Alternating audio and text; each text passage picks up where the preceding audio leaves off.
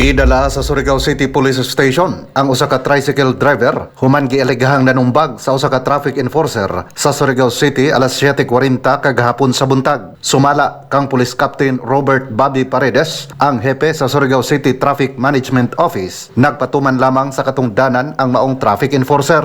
Nagpatunga matud pa sa dalan ang tricycle dihang nag-pick up o pasahero. Hinungdan nga giisyuhan sa citation ticket ang driver. Didto kalit matud pang nasuko ang driver o gisumbag ang enforcer. Traffic enforcers tagsumbag ng isa ka tricycle driver kay gumikan tag-isyuhan ng ticket kay jao